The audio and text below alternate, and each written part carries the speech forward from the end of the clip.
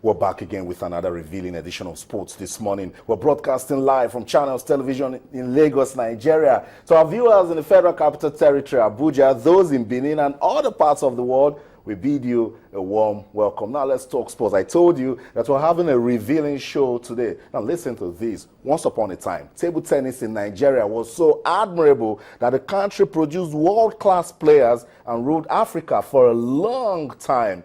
But the country couldn't maintain the momentum, and then came a decline, and the sport started suffering. Today, it's going through a revival process as the current leadership are committed to bring back the glory days of table tennis in the country. Table tennis will be our focus today on Sports This Morning. Let's talk Nigerian football now. NFF Drama Series 23. What went down in Jos and Abuja yesterday?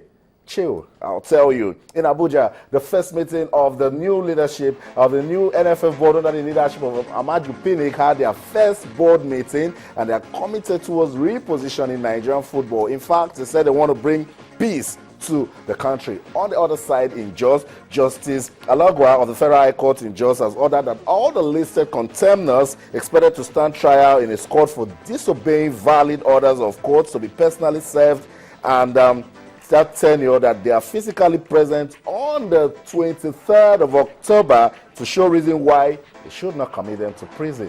Tough one for Nigerian football. NFF Drama Series, we'll keep an eye on that to let you know how he's going. The man on your screen, Coach Stephen Keshi, is going through a lot. 1 point from 2 games. The Super Eagles of Nigeria need to beat Sudan home and away. Is Coach Stephen Keshi under some sort of pressure?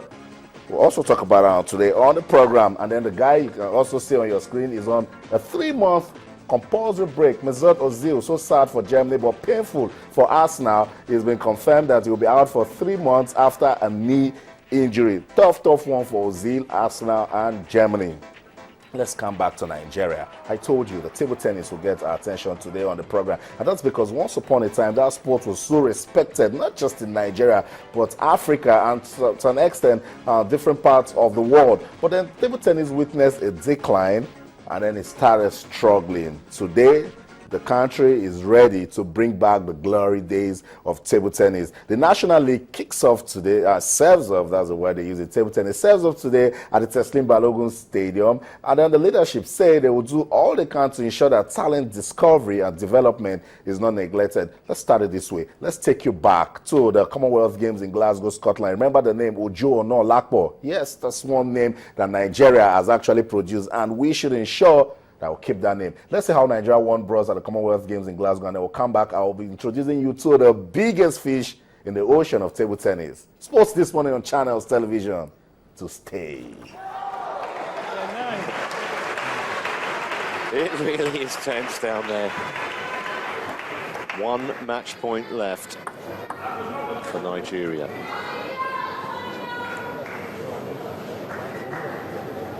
Going to get the hurry up in a minute from the umpire. Toriola serving. Oh, that was a rushed return. And Nigeria have won the doubles. Well, Putraj makes the error. 11-9 in the 5th.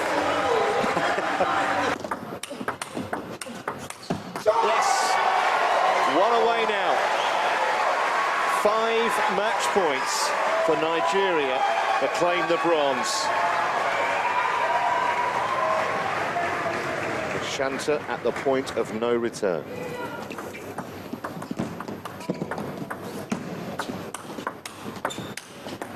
done it!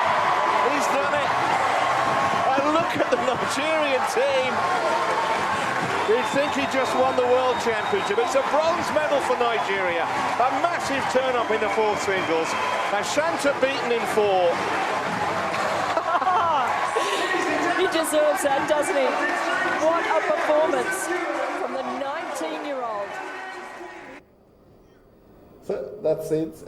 Talent, discovery, and development pays. What a performance, the commentator said, from a 19-year-old. Ojo Onolakpo, of course, guided by experience in Segun Toriola, and led Nigeria to win a bronze medal at the 2014 Commonwealth Games in Glasgow. I want to invite you to be part of the show. Yes, if you ever played table tennis, I did, and I'm sure you also did. Right there when you were growing up in that little street of yours where you gather your friends and then you put a board together and play table tennis. We want to take you way back. That's what we want to do today on the program. Let's see ways we can develop table tennis in the country. Let's stay away from the drama going on in Nigerian football and talk table tennis for a while. You can talk to us. Yes, you can be part of the show on Twitter, or channels_sports, and on Facebook, or channels-sports. The feedback mechanism will be on your screen. Once you send your questions, comments, and suggestions, we want it to be an interactive show that is designed solely for you. That's it on your screen. You can also send us an email, sportsthismorning@channelstv.com. Table tennis gets our attention today on the program, but of course we'll also let you know that games were played yesterday in the Nigerian Professional Football League, and then we got some shocking results, but Kano Pillars, they are still on top of the table. That's it on your screen. Warriors defeated Aqua United by 2-0. Kano Pillars, they needed to win that game, and yes, they did. They defeated Crown FC by 3-2. Aimbao, they were 2 goals down, and they showed champions mentality. Came back, crushed Sharks FC of Port Harcourt by 5-2. Sunshine Stars defeated Lobby Stars by 3-0. El Kanemi defeated Nasarawa United by 3-1. Not looking good for Nasarawa. Remember, they were chasing Kano Pillars before, but now they can't any longer. Rangers defeated Bayelsa United by 2-1. And the Abia Warriors still doing good. The Kolanut boy was on target also. Scored 1, and the Abia Warriors winning that one by 2-0. Dolphins defeated Kaduna United by 2-0. Giwa and Heartland played a 1-0 victory in favor of Giwa, and then the game between Mende and Gombe was postponed. Let's come back and stay with our focus today on the program. Table tennis gets our attention on the program, and we've invited you to be part of the show. Questions, comments, suggestions. You saw it there. Victory is sweet. It was a bronze medal for Nigeria, but it was a golden bronze. I told you the biggest fish in the ocean of table tennis is with us today on the program. Enitan-Oshodi is the president of Nigerian Nigeria Table Tennis Federation. He joins us now on the program. Good to have you on the program. Thank you very much, Austin. Okay, he also doubles as the commissioner of sports in Lagos, but today we just want to keep him in his territory, which is table tennis. Let's talk table tennis. 54 years of sports in Nigeria. What has been the story for table tennis? Well, thank you, Austin. I think, the story is, like in many cases, a lot of stories of sports in Nigeria, a lot of ups in the early days. The founding fathers of table tennis as an association in Nigeria, I think they did a fantastic job. Alhaji Anibaba, going down the years, Dr. Efunkoya, Engineer Shegun George, we were the top team in Africa for a long time, competing at the top level in the world. And then, of course, for various reasons, the decline set in. Our top players left and we were not replacing them.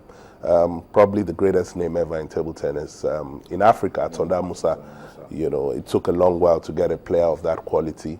And then came Shegun Toriola, achieving quite a lot, but not getting the attention he deserved. But then the competitions dried up. Playing at home, no tournaments, no exposure for the players. And then football, of course, in a big way took over sports in Nigeria. And so since then, it was down for a while, but we've been working very hard, I think, in the last 8 years since Mr. Cosmos Maduka was the president, on to Mr. Omotoshe. They've been working very hard.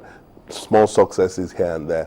But I think what we've decided since we came on board last year is a very, very organized process now. Get the players playing as often as possible, get our coaches the exposure they need, and get them onto the world tour. That's where the big boys play. And we've in the last 1 year we've had amazing successes, culminating in, of course, that fantastic golden bronze, as you said. Fantastic day for Nigerian sports in table tennis again, to be on the podium after so many years. So it was good, especially. I think the impact we've made is the fact that a 19-year-old staring us to the victory in the last game, with, of course, Shegun Toriola there as well. So the future is very bright for table tennis now. I totally agree with you. And then the commentator said, sterling performance by a 19-year-old. Again, it highlights the importance of talent discovery and development. What are we doing in that area? Ojo and Olapo is our greatest example. I think we discovered Ojo 7, 8, 9 years ago, playing schools category. They've done a lot of good work in Ondo State. I think the essence is the states have to do the work. We have to give them the facilities to do the work. We can't get to all the grassroots. It's a project we've done in Lagos using the schools as our grassroots. Get these young kids playing very early and then get them into the talent program.